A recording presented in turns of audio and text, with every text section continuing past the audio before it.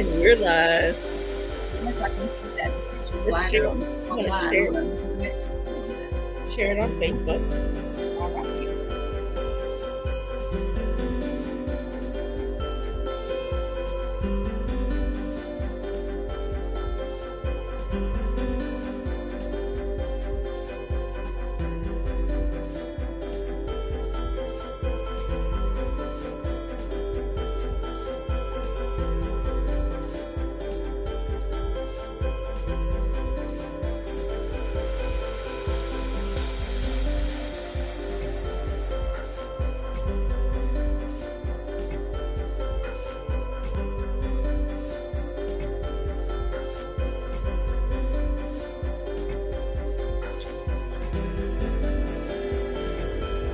Hey.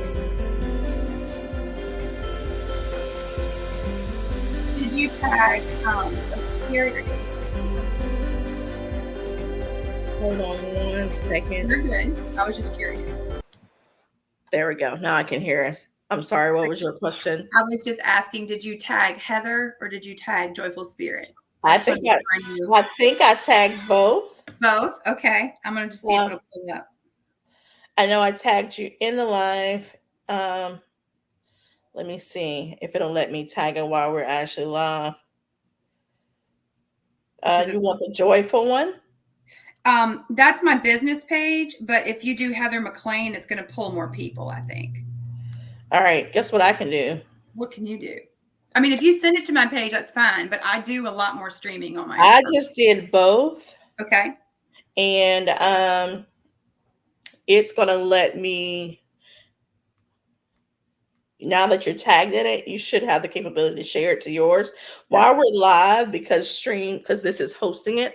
It's only going to let me go in so many places. I wonder if I can add yours. But welcome, everybody. We are just away trying to get some technical things happening.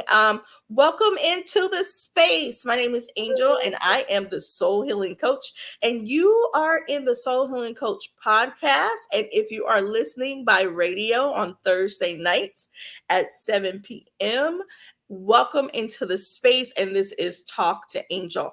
I have a wonderful host with me tonight, and I know her as the sweet soul that she is, and I met her, I believe, also just via Facebook.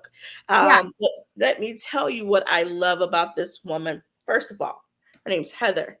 Second of all, she's a counselor with metaphysical benefits. I mean, I don't know if you can get better than that.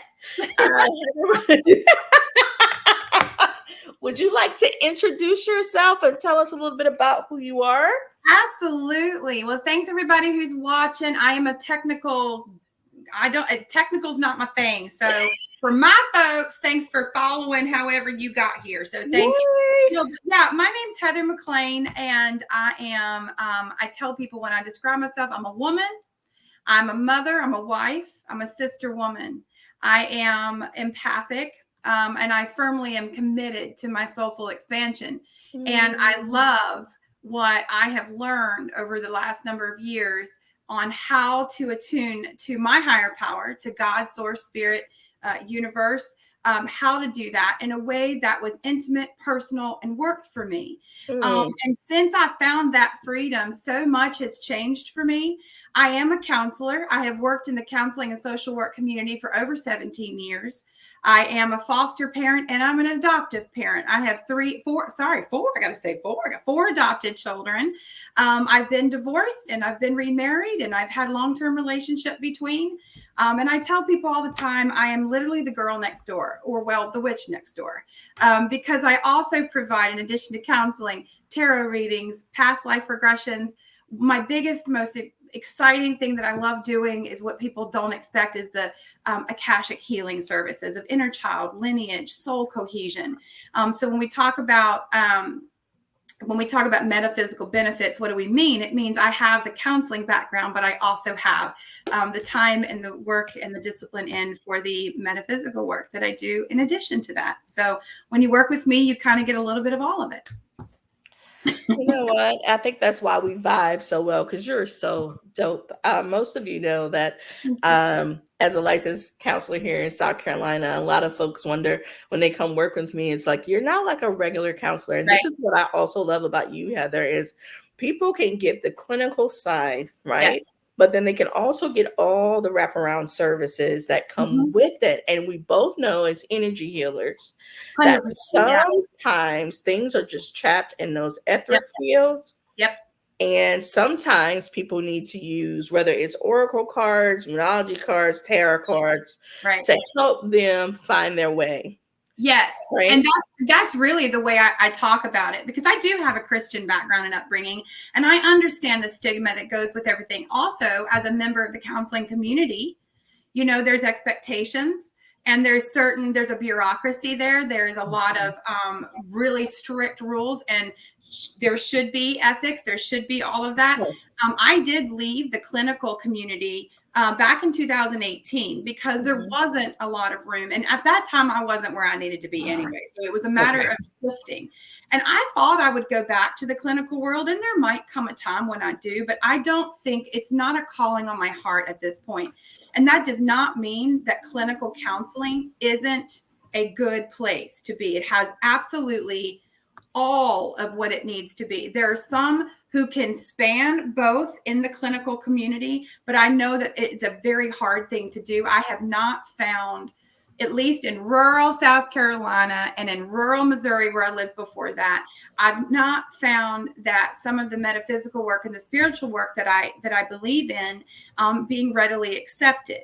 And there's a lot of reasons for that, but I do feel Okay. like there was a day, my grandmother told me this, she goes, Heather, there was a day when medical and mental health didn't fit in the same building. Mm. And Yes. now we're at a different place where I feel that there's going to come a point when spiritual energetic healing will be adjacent to medical and mental health, because there is a calling coming for whole body. Mm.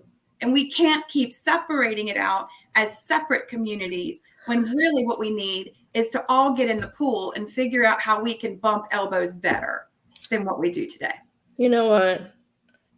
Spot on. And this is why we're here tonight. Yeah. I also understand that in clinical field, counseling field, mental health Mhm. field, sometimes we have to isolate things just because that's the way the board has things set up. And I totally agree, Exactly. right? What I love about it though is there's different models such as the biopsychosocial Right. spiritual model, right? Yeah. And I love that model. I found it years ago, and I was like, oh, this time, this is how I can bring in the spiritual component, right? Because everybody may believe differently, but that is always a part mostly of the individual, even if they say they don't identify in any way, that's Right. still a part of their identity, right? 100%. 100%. I would agree with that. And, I don't fault. It's one of those things where we often want to look back and go, well, this should be different. This should be different. That's true. But it only happens when there's a process of friction where people Okay. aren't getting their needs met. And then they have to talk about what's not working so we can evolve. And one of Okay. the things I feel is that counseling, at least as I was trained, supports my belief system. But I will admit that the psychological community does have some room to grow when it comes to the spiritual manifestations of people's abilities. We are Mhm. comfortable talking about it in church circles.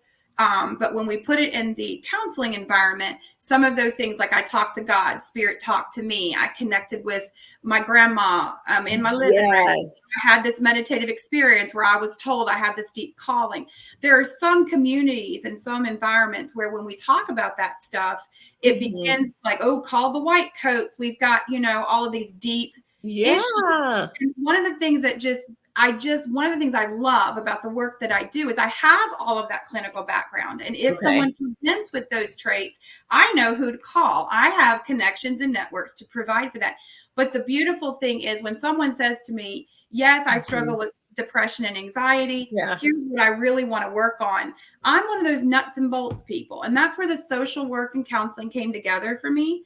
But it's Okay. also where learning to teach people to empower themselves, that they can listen to their higher power. You don't have to be perfect or fully evolved to have that experience. Mm. And you can learn to lean in with confidence, even in a world that tells you that your thinking is maybe not good or your emotions emotions aren't right.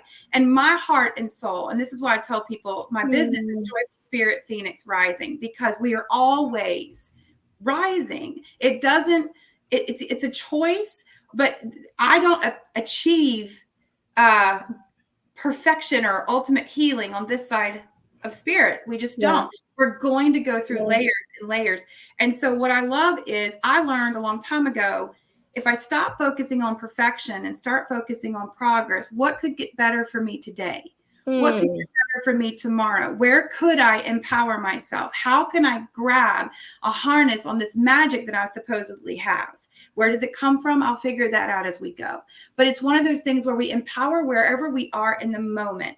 And I'll tell you something, when I've worked with people, it doesn't matter what their mental illness has been. At the end of the day, they want to know I'm seen, I'm heard, I matter, and I am not without my own magic, that there is something about me that the world needs, or I wouldn't be here. And it's learning how to help them connect with that magic and grow from that magic versus constantly focusing on what's wrong with them. So I want to tell you something. Clinical psychology is absolutely necessary. And I'm so thankful I had that. But I got to be honest with you, my home will probably remain in energy work and helping people. So I still rub elbows with the clinical community because I can't not. I'm such a counseling dork. Yeah. I do love working with people where they are and looking at it more as a brief counseling. So just to let you know, there is a slight difference. What I do would maybe look similar to what churches would call pastoral counseling. So it's life situation. It's more kind of short term, and it's more focused on life situations and themes. But if we do, I'll be honest with y'all, the thing that gets me, and Angel, tell me if you haven't had this, it all boils down to trauma at the end of the day. Wouldn't you agree? At the end of the day, whether it's physical trauma or psychological trauma or spiritual trauma, it's trauma. And so I come from the position of trauma-informed care. So I'm a trauma-informed care counselor, and I'm also a family systems counselor. So that kind of gives y'all, how did I get here? That's all the stuff right there. That's the thing. You know what? And you have just opened us up to where we need to be. So I'm glad you went there. And I do agree with you, right? It's trauma. It's things that we've experienced in our life, and something as a soul healing coach. And a lot of folks are, why are you called a soul healing coach? Well, here's the thing. I think we all are souls having this existence inside of these bodies. And our soul is so much more aware and conscious than these bodies. And so when we get in the sense where we're like, I don't know what just happened to me, right? Like something just hit me, and I say, oh, something jarred your soul. Jarred you to the point that it rocked you to your core, and your core is your soul. I don't care what anybody 100%. Says. That is my personal belief. 100%. Yeah. I agree with you on that. One of the things that I talk to people about, and I know everyone has their own view, and I do know that I'm kind of a spiritual mutt. I pull from different sources, but I love to find those commonalities. And one of the things I do believe is we've existed before, we'll exist again. That's my personal belief system. I believe that the soul is immortal, and I feel like to assume that it has only one lifetime can be a little limiting of God. That's where I'm at. Pause and say that again. I believe that the soul is limitless in that it is the immortal part of us. It is the eternal part of us. It has existed before. It will exist again. I don't know the shape or size or the color of what that will be, but I do know that we will. And to assume that the soul, in all of its magic and glory, only exists one time, I feel is limiting of God. Because the soul of us is the direct connection and is the embodiment of God. It is the God within. We have the human and the divine, and we connect or we disconnect as we choose. And in my opinion, I believe every lifetime is about the soulful expansion. So we're going to come in with some soul memory of where we've been and what we've done. It does not mean we have cognitive memory, but we have soul memory. That embodies in us. That's why sometimes we have trauma triggers. We can't figure out why. It's why certain. Yes. Okay. You say you're not. Sorry, I'll talk too long. You got to cut me off. Earlier you said, I'm not here to preach. Well, wait a minute, man. I'm really not. That was a whole metaphysical soul sermon in itself, and you just preached twice. Okay. Listen, we could go all night on the soul because this is both where our passion is, okay? 100%. And Yeah, the I warned you. spirit. I was like, you get me started. Listen, That we're gonna. authentic thing is such a big deal to me. So that's where we're going now. And I want to make sure we get through our questions that I promised the folks earlier we would get Yes, to. of Um, course. but when we talk about authenticity, Mhm. first, I want to ask you, what does that mean to you? What does Ooh, authenticity mean? yes. Okay. What does authenticity mean to me? Mhm. Authenticity has become the most important fiber of my being. It means that Mm. I am 100% honest with myself, with my God, and with those who I choose to put into my life, or those that I call into my life, or those that are in my vibration. I choose to Mhm. be honest. There was a time in my life where I was not. There was a time when I was not, I didn't know who I was. So, how could I tell people who I was? So, I've Mhm. embodied all kinds of versions of myself. I leaned into things when I couldn't find my connections with people. Okay. And can I go back on that? Just look, can I Yes, go ahead. I know you want a definition, but I don't know how to put that in You your do home. it how spirit gives it to you. Have Okay. fun. All right.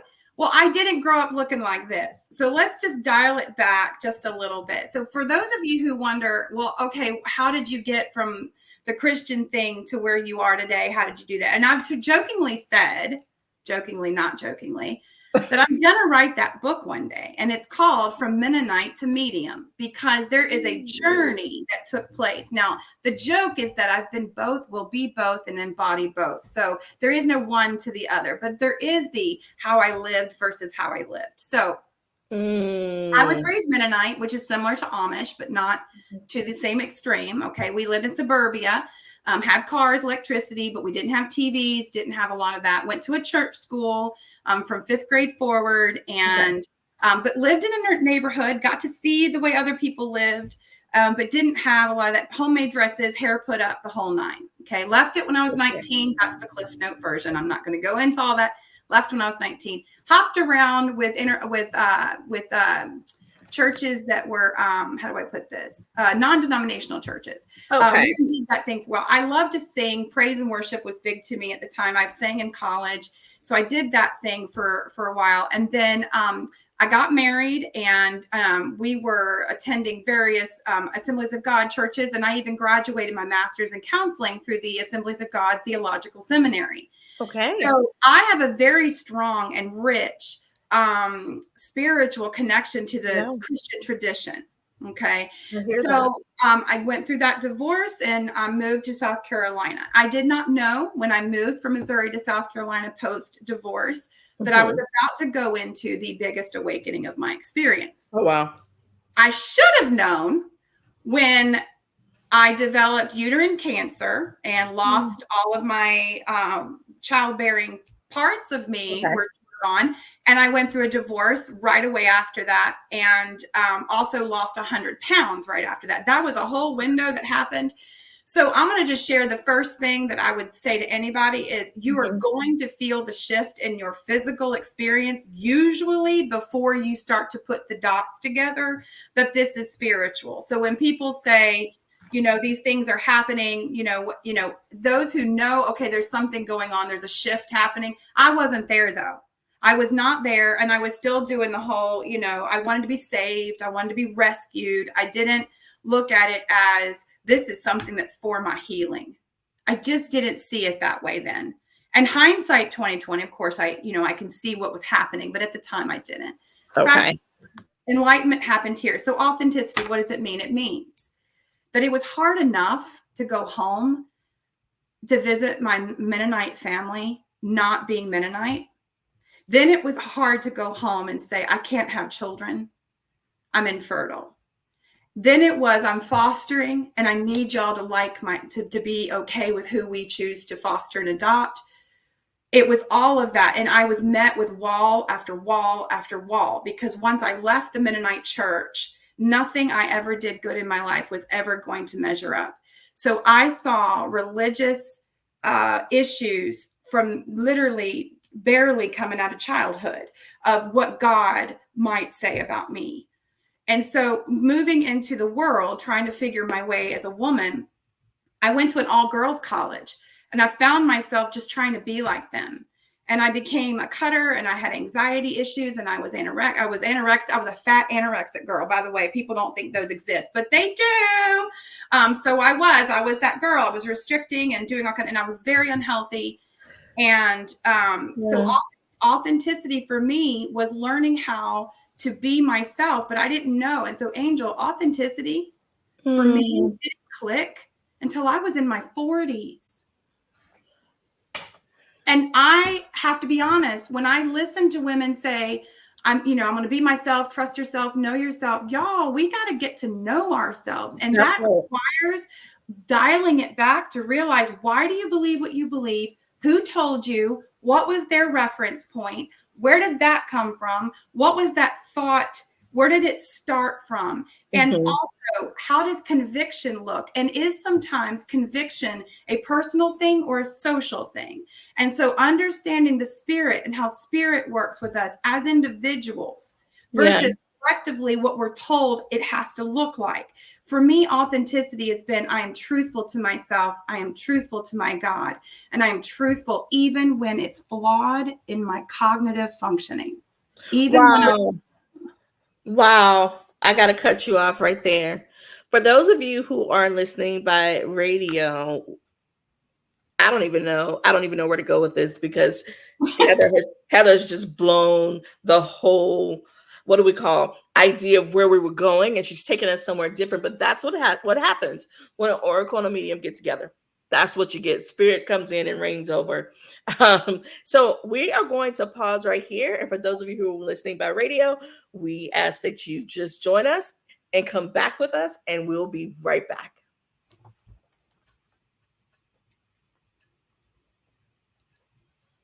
Welcome, welcome, welcome, and come back to Talk to Angel on the Soul Healing Coach, and we are back live. Those of you listening by radio, I have with me Heather McLean, who is counselor and medium, yes. and Joyful Phoenix Rising, right? Joyful Spirit Phoenix Rising, if you're looking Okay. me up. Yes, ma'am. Joyful Yes. Spirit Phoenix Rising. Um, and Awesome. I and I wanted to, when you get a chance and we come back to that authentic thing, I Yes. wanted to mention what I found to be the critical difference for how I Okay. could look at myself with confidence in my authentic truth, even when it doesn't jive with others. And that Okay. was the piece that I definitely want to make sure we touch on. Ooh, all right. So, yeah, we definitely will get there. I want to share this one little piece where authenticity for me, a lot of folks, I run into so many people that says, "Well, what church are you at now?" Mm. Um, the Church Hmm. of God. Oh, Church of God in Christ? No, the Church of God worldwide. Wherever I am, so is the church. Wherever I Correct. my feet shall trod, I shall have dominion. Yes. That's it. Where we are, there God is. Yes.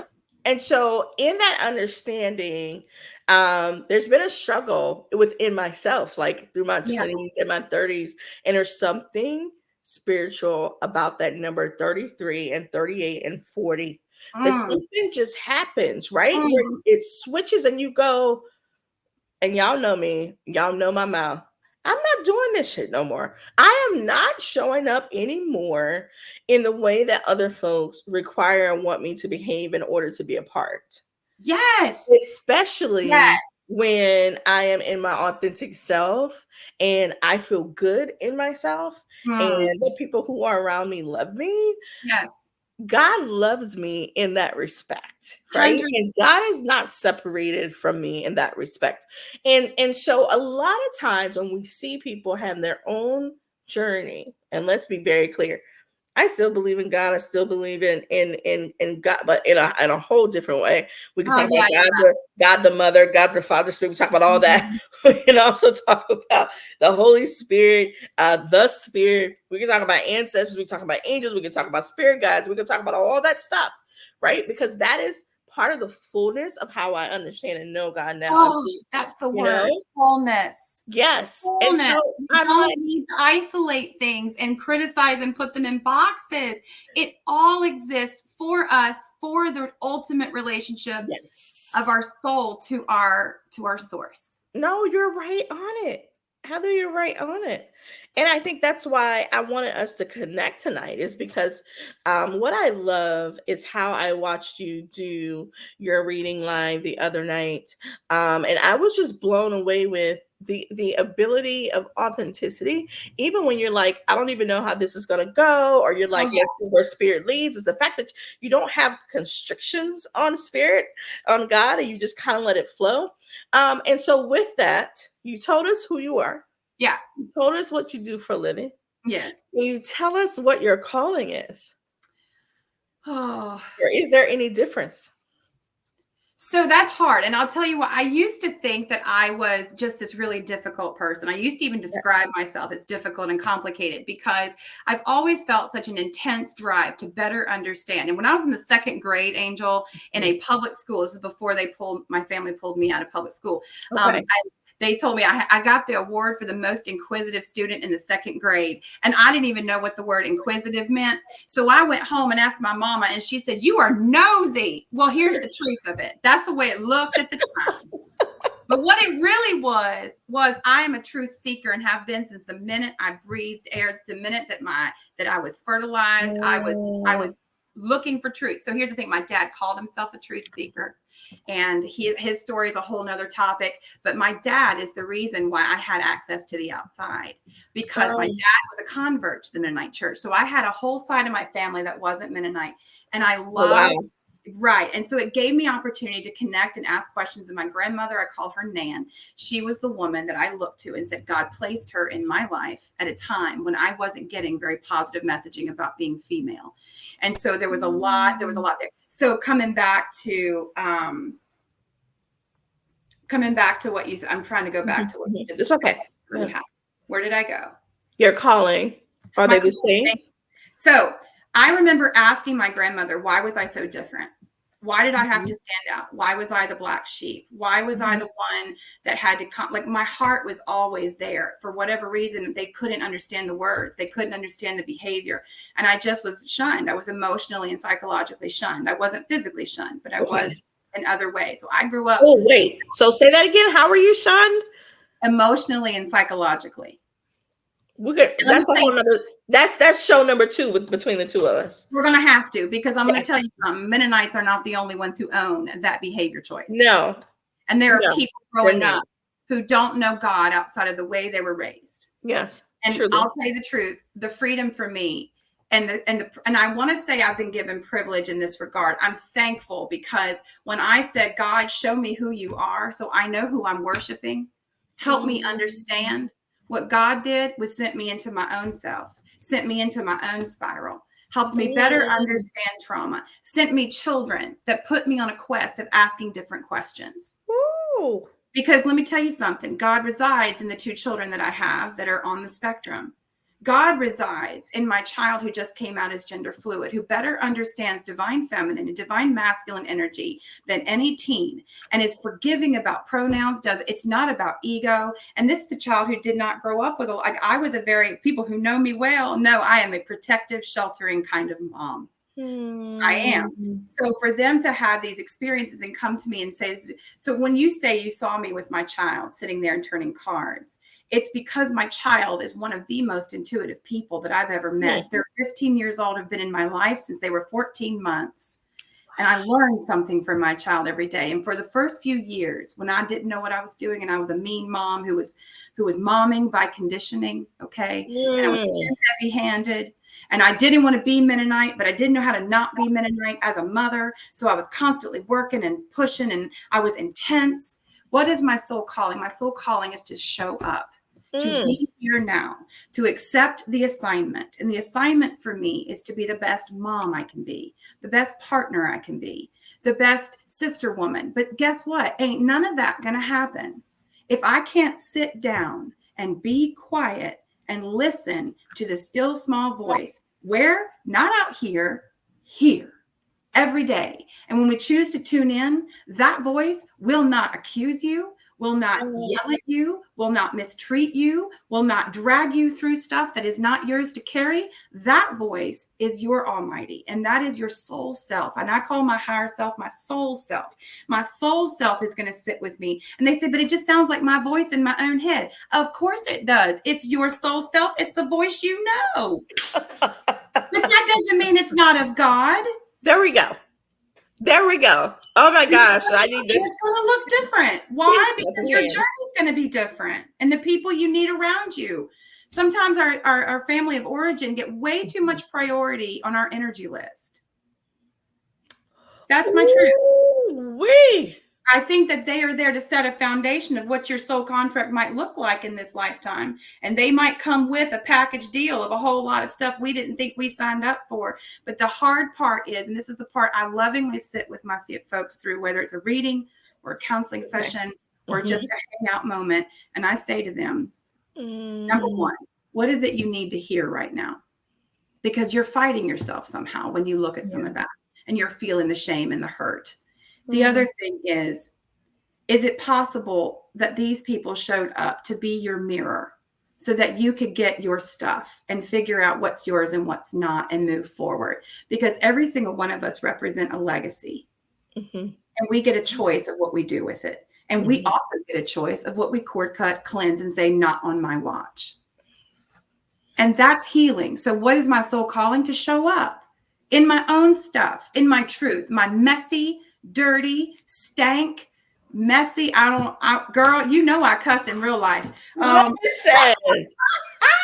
this is the space, honey. I tell you, my husband the other day, he said, "Oh my God, you're my." Listen, the older I get, the better I get, the less I care about what you might think that comes out of my mouth. Thank you. Because guess what? Sometimes dirty truths need dirty words. And sometimes it is a whole pile of shiitake that we have to work through. So I will just put it out there. But you know what? I'll say this. I absolutely love who I am today. And one of the reasons is because I can now say I'm willing to be wrong and share with me how you feel differently. And what is it you need me to better understand? When I meet someone who doesn't agree or is in a conflict cycle in my life, whether it's my child, my spouse, my sister women, I will ask that question. I didn't used to do that, Angel. I didn't. I used to flare up, get in my feelings. And let me tell you something. When I say get in my feelings, what I actually mean is get into my insecurities. When I get into my feelings, I'm getting into my insecurities, and I don't know how to show up. Okay. And then I get scared. And so what do we do when we're scared? Well, we fight or we flight or we freeze or we fawn. And now as a counselor, we know how to talk about that. And energy, I'm learning when I read the energy, we all do those things at different times with different people. And there's reasons why our responses are different. I will just tell you right now, if you were my mother sitting here, I would probably look different, sound different, show up differently. Not because my truth has changed, but because sometimes certain people don't have the trust to let me open my soul in a vulnerable way because they don't have privilege to have that. It doesn't mean I'm not authentic with my mother. It means I'm authentically as open as life has taught me to be with her. And to allow her. Well, that's not what we hear sometimes. And I hear this sometimes in my community, in African American community, of like code switching, right? Which is when I show up this way, I talk this way. When I show up this way, I perform this way. But what I hear you saying is, it's just like when I go to different settings, right? Yeah. If I'm going to do a spiritualist circle and most of the people, sorry, may look like you, Heather, and not me, my makeup and dress and appearance may be different so that I can fully be received or heard. However, the inside of me, my soul is still who I am. My authenticity is still in check. However, I'm only going to reveal so much of that to you depending on the trust level. And that's appropriate. That's appropriate. Boundaries are important. And one of the things that I say, now this is, and let me tell you something, this is not something that I'm necessarily also got figured out, just so we're clear. But I will say that we cussing, and I cuss all the time, but I tell my children it's called 21 and older language. Now, why does that sound like I have a double standard? I don't. My children have not had the life experience to know where that language is acceptable and it's not acceptable. So if we say 21 and older language, what I'm saying to you is by that time, I'm hoping you'll cognitively better understand your environment. That part. So we call it that. We have a whole list of things they can do when they're 21 and older. But anyway. So that's boundaries, and that's realistic. And I don't know if 21 and older is where it's going to stick. It might be more like 17, 18, because, Probably that's what we called it. Yeah. But, that knowing your audience thing, when I was in the Christian circles, we called it "Don't cast pearls before swine came out of the mouth of Jesus himself." And that does not mean that swine don't have a role or that they're worse than anything. It's just saying wrong time, wrong place for the wrong thing. Sometimes your pearls need to be saved for the people that are going to understand and respect and be able to work with them differently. So that means when I go home to my Mennonite mother, what do? I don't look like a Mennonite when I go home. That would be a lie, because that covering and that dress means something sacred to that community. Yes. And if I were to put it on inauthentically, I am actually mocking them. Yes. But I can go home with modest apparel. And I know that I'm not going to suddenly wear a wig. That would be a lie. But I will wear a longer skirt. So it's learning how to find those places. But I also have had conversations with my mother about what we do and don't discuss. Because there's places where there's just no point. It's just going to end up an argument. And so we have boundaries about that. Now, I'm sorry. Go ahead. I was just going to say, I don't do that. I'm my authentic self in every circle. I think what you said was really powerful when you said, I'm going to wait to see if it's open, if it's safe. Because here's what I know, Angel. If you're leading a circle and a sister woman walks up to you and says something, you're going to show up in your fullness. Yes. I already know that. So it's not about we don't overwhelm everybody with everything that's true about us. We know our audience. We might know our circle. But if anyone comes to me and asks a question and gives me permission to speak on it, I'm going to open all the way up. And some would even say, you'll let it open. I'll just open Exactly. And I think that's where I'm going with this is, some people say, oh, you're not being authentic, right? Because I saw you the other day and your persona or how you showed up was this way. And then I see you out here and I'm like, I don't even know who this is. And I'm like, well, that's because you're not a part of my inner circle. That's because you don't get to see the fullness of who I am. That's because some things, not that they have to be done behind closed doors. That's because there's certain people I trust the fullness of who I am with. And so, but when we say authentic self, it also goes back to exactly what you're talking about, which is we're not going to show up in such a way to mock people or to cause pain or harm to folks. That's it right there. To not cause pain and harm. Yes. And I'm not going to say, you know what? I feel like I can fully be A, B, C, D, E in this space with you. Right. Please do. Yeah. I love that. See? And so I'm like, I remember earlier conversations we were having, like, and a lot of people go like, what's expected? What do I have to wear? Like, what is allowed to be talked about? Listen, I create a space, therapeutic space, podcast space, Facebook space, social media space of you show up exactly as you are, who you are, where you are. Because something we've been taught to do in this world is to put the mask on and show up differently and fake it till you make it. Can we talk about that for a second? There's two things. Let's talk about it.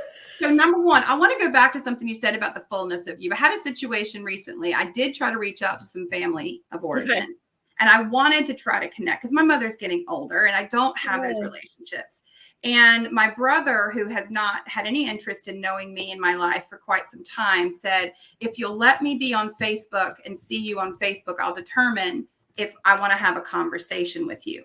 Now, here's the thing. Authentically, I don't have a problem with anyone seeing me on my social media. That's not the issue. It's the issue of I don't like the energy that I have to be vetted.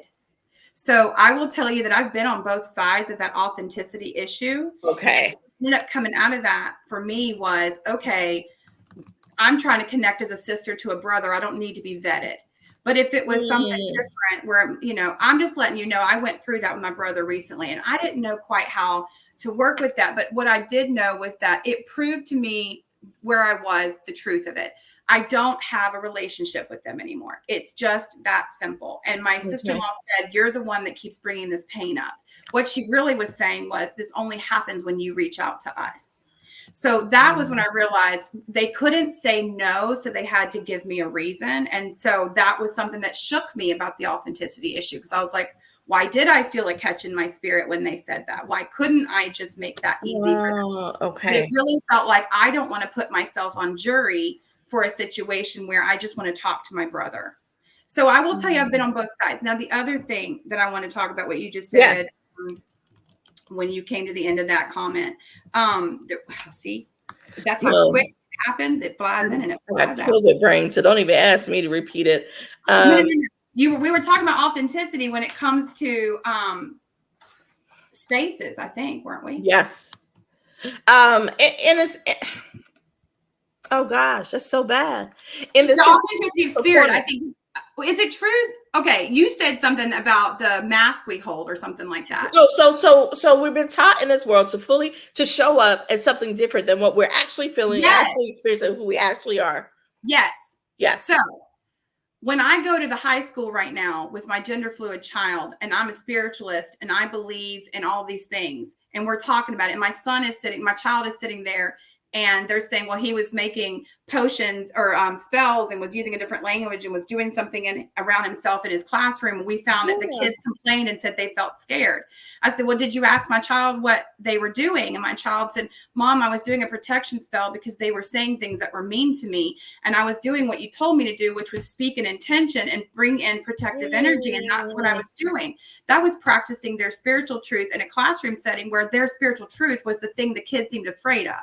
So this is partly the conversation of what we okay. normalize. So Okay. authentically, when we say, people say, I can't show up as my authentic self, what we're really saying is a lot of these environments are steeped in systems that tell us what authentic needs to look like. Because if it doesn't look like that, it's not welcome. Therefore, you need to shape. And so Mm, having said that, springboard, one of the biggest topics in my life over the last 2 years has been, how often do I hide behind the medicine woman? How easy is it for me to sit there, turn cards for people, and go into their energy and avoid doing my own work? And one of the things that I'm learning as an authentic human is to recognize when I might not be aligned to do that work at this moment, because I have something I need to work through before I try to step in the mess of others, calling myself a thing. It doesn't mean I'm not a counselor or not a medium. It means I know when I need to do some of my own work. And I am doing a service to these people if I mhm. take this time out. It does not mean I'm not good at what I do or that I can't show up. It means I choose to give them the best of myself by paying attention to my energy. So there are some Yes. times I'm way more out there, way more present, and other times I'm pulling back because I Yeah. know the energy is really critical. And You hiding know, behind the medicine woman is something so many energy healers mm, do. I'm gonna write that down in here for folks. So hiding behind medicine woman. And I want to first. That's why I wanted to mention that, because I wanted to mention that whole thing I went through with my brother. That's very real and it really happened to me. And I Yeah. don't sometimes know how to have those conversations as a human on the planet who has dysfunctional family problems. I'm also a counselor and a medium, and I help people with their relationship issues. So when people ask me, well, how do you do both? By acknowledging that I might have some information that can help you, and I might have some conduit support for you through spirit to help Yes. you. But it does not mean that I have it all figured out, that Heather McLean has There it you all go. figured out. Because That's I still exactly where have I my wanted to go. work. Yeah, and that's exactly where I wanted to go because I think sometimes, even with even in regular traditional theological Christian settings or ecclesiastical Christian settings, and Mhm. I'm not, and believe me, Christianity is my roots, right? And I still read my word, and I still go to some church services. I still blah blah blah Oh, can blah we blah blah talk blah. about that? I miss it, Angel. Ah, you know what? And I miss however, I it. don't, and this is transparency. I don't belong to any one Same. I don't. because I love the preaching here. I love the Mhm. music here. I love this, that, like, and so I'm like, no person, just like no house of church is perfected. And so in all of that, I say, I know I'm not saying that it's all wrong or it's all bad. Nobody's perfect. right? There is this in this level, on this side.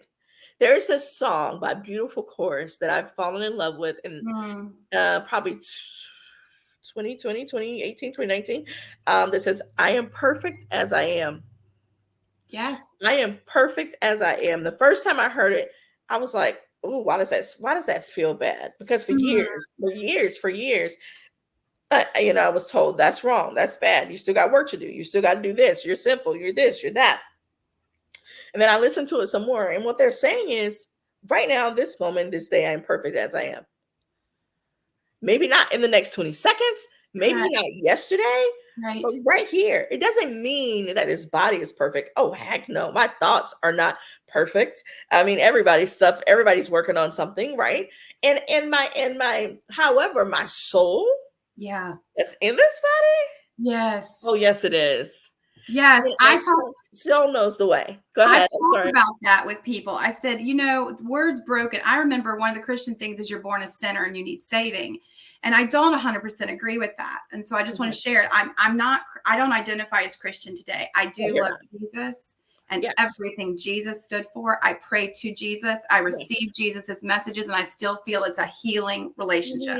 I am not Mm, a modern day Christian per the modern day definitions. I Okay. hear that. So, having said I that, hear that. when you Yeah. talked about the music thing, listen, no one would believe how much I sit and listen and watch music on TikTok that is worshipful. And I wonder why we Mm, can't sing those in the spiritual circles I'm in. And it's because it's a Christian artist. And therefore, if we're sitting here talking about the sun, the moon, the trees, and all of the earth things and all of the things that I also very much believe in, I wear my celestial stuff, I have my crystals, I use my sage, I'm in here, I'm yes. doing rituals with fire, I'm speaking intention, I'm doing all of that. And I also Yes. have moments where Lauren Daigle is one of the artists that I really lean Mm, into. That story of being seen, heard, and valued. So one of the things that I've wished is that I feel that an integration is coming. I believe that people are getting more and more open, that we can let go of system and start focusing more on the truth and the energy vibrations that are in. Because here's the thing, I know that God is good, but I also know that good doesn't always feel good.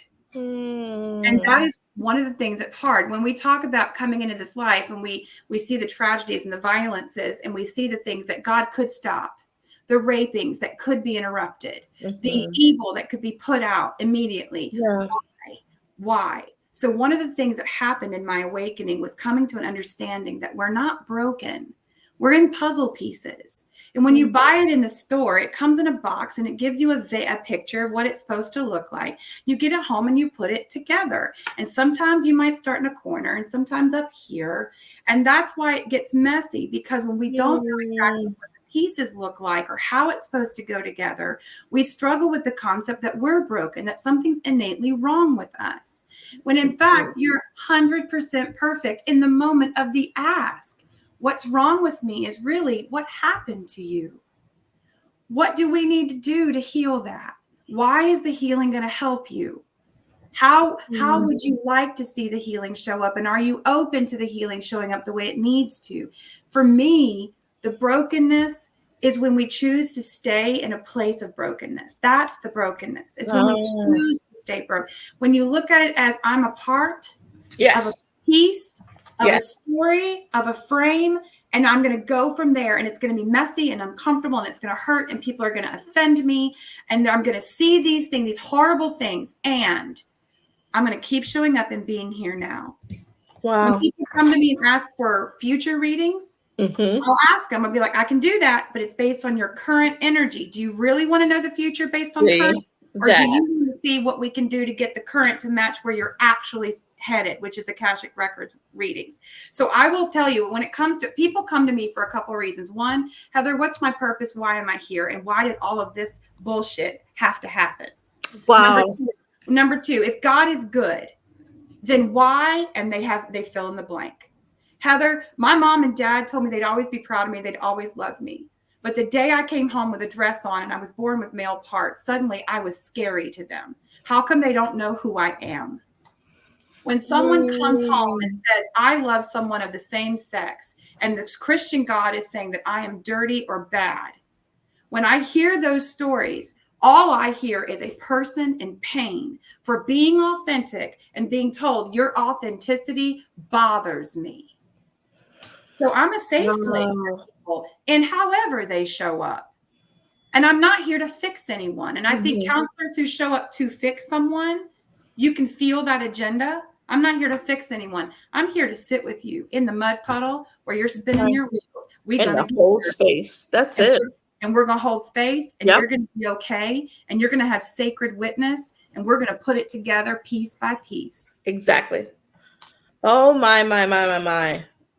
Well, I tell you what, this is for those who it's for. Yeah. The soul already knows those who needed to be healed by your precious words, excuse me, Heather, have been healed through the spirit led through you. I am saying that this is everything that I did not intend it to be. I was going to say, I feel like, did I take it off the rails? Listen, there are no rails. I believe spirit leads us. There's a song that says where he leads me I will follow in a hymnal in a hymn book. And what I've learned is where God leads, we must follow. Listen, It's so true. And spirit had an agenda. I agree with you. And, you know, one of the things I want to say is I've seen a lot of people come from all different spiritual backgrounds who want readings and want to better understand how is it that they can be intuitive, but be in the Christian church? How do they handle these things? Yeah.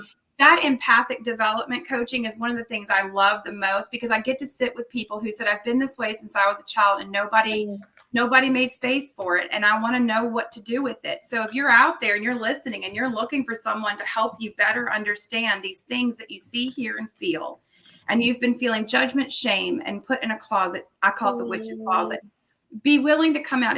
You are not bad. You are not bad. And you have these giftings for a reason. You wouldn't be given them otherwise.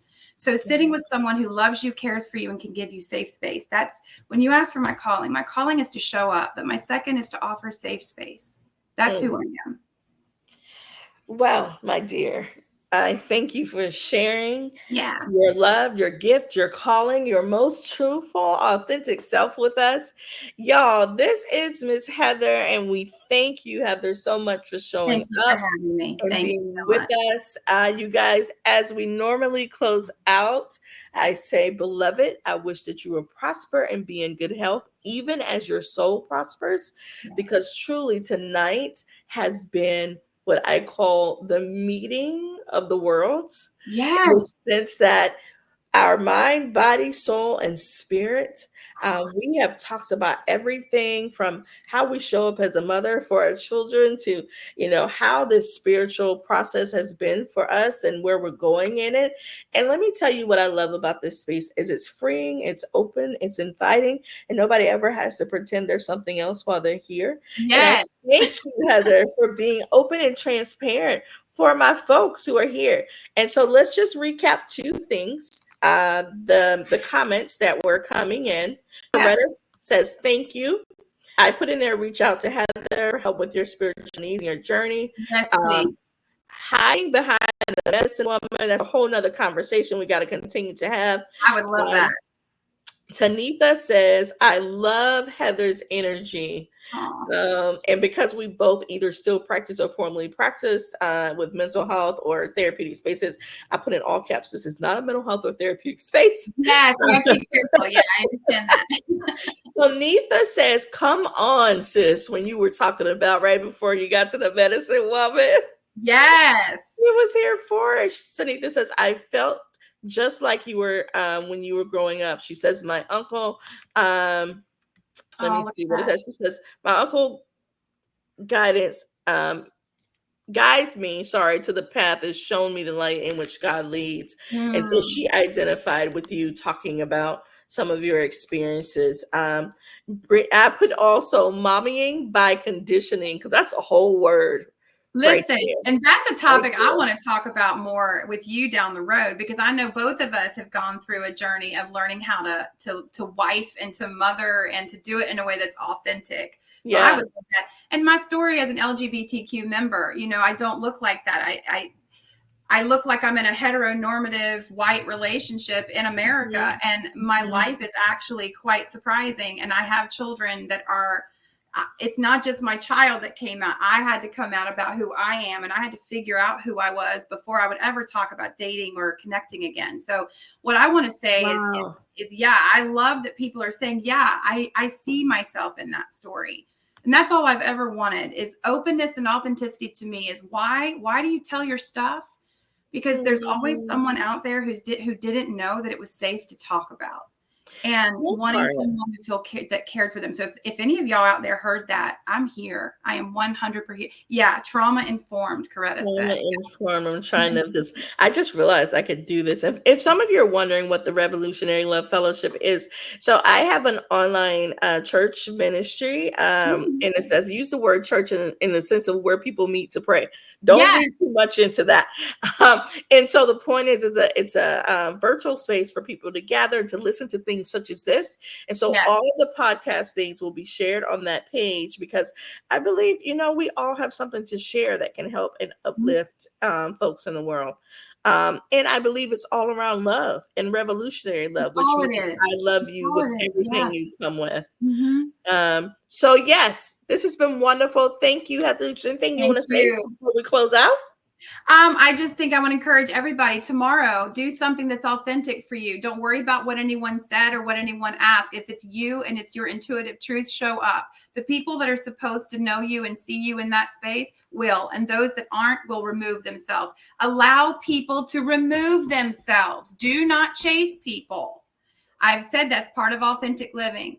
Trust your intuition, own your truth, seek out your soul self, and lean into that vibration because your tribe will come, your spaces will come, and you'll find yourself in a deeper freedom than you've ever found yourself before. And I am thankful to this day that I can live free. And I want to help any and everyone that I can find that for themselves. 100%. And Angel, you're one of those people. And I love you for who you Thank are and for the you. way you show up in this world. And more people need to hear your voice. I mean that.